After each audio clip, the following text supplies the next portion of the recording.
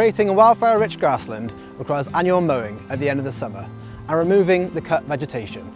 This is known as cut and collect, and it's the way that traditional hay meadows have been managed for centuries. If not cut, grasses and tough plants like nettles will crowd out more delicate wildflowers. If uncut for several years, the grassland will begin to turn to scrub. Cutting annually prevents coarse grasses from becoming too dominant and creates space for more wildflowers to grow. Make sure to leave areas uncut along hedges or in corners. This creates areas of refuge for hedgehogs, slowworms and insects to overwinter. It's important to remove the arisings from mowing. Removing the cuttings stops them adding nutrients back into the soil when they decompose.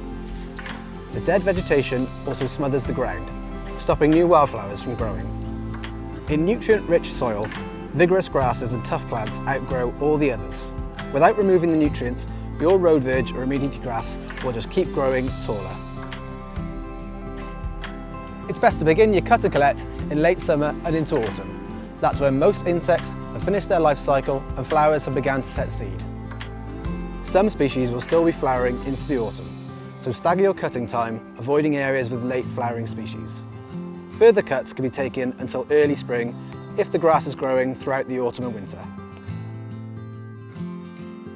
Using a range of machinery and equipment, small residential verges and large open spaces can be managed effectively.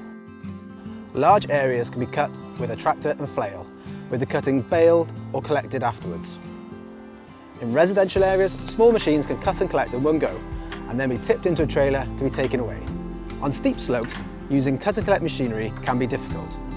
However, there are machinery that can mow slopes, and small areas can be cut with a strimmer and the arisings raked down to the slope to be removed. Cutting should be taken away and disposed of as green waste, which can be composted. If you're unable to remove cuttings from your site, you can dispose of small amounts in discrete piles along hedgerows and banks. We can also use the vegetation cut from our verges and green spaces as a source of bioenergy through a process called anaerobic digestion. This is part of our strategy to combat climate change, along with the carbon we're storing in the roots of our grassland. We're investigating how we can manage our grasslands in a carbon negative manner, whilst providing biodiversity and creating renewable energy from the green waste we create. If we can achieve this, then not only are we helping combat the biodiversity crisis, but helping fight climate change too. Cut and collect is the most important way we can manage our green spaces for biodiversity. By cutting and collecting over several years, wildflowers become more abundant and the area more attractive.